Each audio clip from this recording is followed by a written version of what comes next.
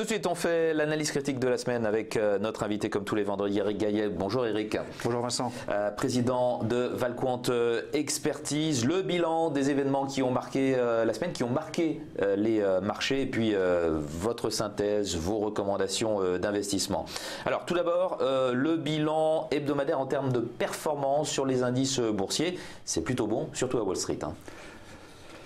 Effectivement, donc les performances des marchés tournent un petit peu en rond en Europe, mais progressent aux États-Unis, donc plus 0,3 sur le CAC 40 et plus de 1% de hausse cette semaine, donc pour les indices larges américains. Donc c'est bien sûr une nouvelle progression, des niveaux plus historiques, et un euro contre dollar qui est stable, donc autour de 1,19, qui progresse quand même un petit peu ce matin. Alors on va voir maintenant, on va passer en revue les événements que vous avez retenus. L'allocution de Jerome Powell devant un panel du Congrès américain, c'était un petit peu son baptême du feu.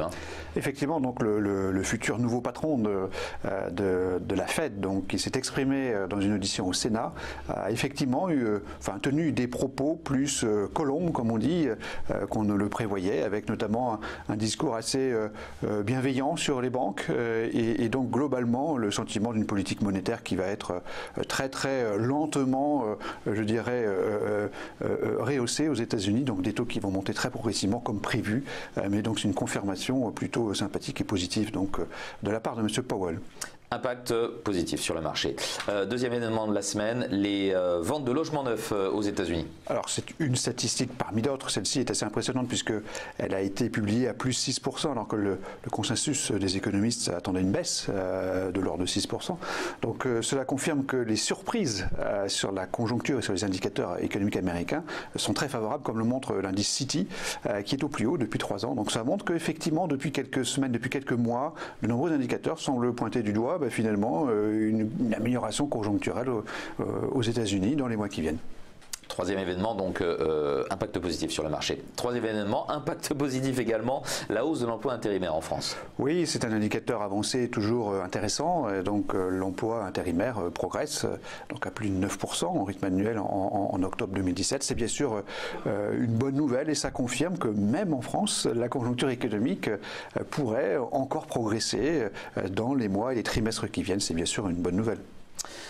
Autre événement, tiens, l'Espagne, on reparle de l'Espagne, alors c'est pas la Catalogne, je crois, ou il y a peut-être un rapport avec la Catalogne, en tout cas vous avez retenu la baisse des ventes de détail en Espagne. Voilà, ça montre que la situation politique peut avoir un effet sur l'économie, et donc effectivement la publication donc, des ventes de détail en Espagne, qui ont baissé pour la première fois depuis 3 ans, est un indicateur plutôt négatif d'une situation donc, économique qui pourrait se dégrader à raison donc, de la situation politique donc, de la Catalogne au sein de la Catalogne, de l'Espagne. Dont on ne parle plus là depuis plusieurs semaines. Exactement, on va en reparler puisque donc, le référendum va avoir lieu au mois de décembre. Très bien. Voilà donc pour les événements qui ont marqué la semaine, le bilan, la synthèse de tous ces événements et son impact sur les marchés. Alors une semaine plutôt positive avec donc 3 points positifs. Donc M. Powell qui est plutôt colombe, qui est toujours favorable pour la politique monétaire future des États-Unis.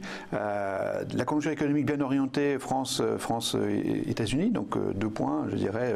Favorable et 1 point négatif donc sur l'Espagne, donc en tout plus 2, une actualité plutôt favorable cette semaine. Très bien. Du coup, vos recommandations d'investissement pour cette semaine? Nous sommes toujours raisonnablement et normalement investis en actions. Nous considérons aujourd'hui que, vu la cartographie générale des risques, des perspectives et donc la situation générale, qu'il vaut mieux être investi, mais sans surpondérer donc les actions. Très bien. Alors que Wall Street est des plus hauts historiques, on l'a dit, le Dow Jones à 24 000. Merci beaucoup Eric Galliègue d'avoir été avec nous comme tous les vendredis pour cette analyse critique de l'actualité des marchés. Eric Galliègue, président de Valquant Expertise.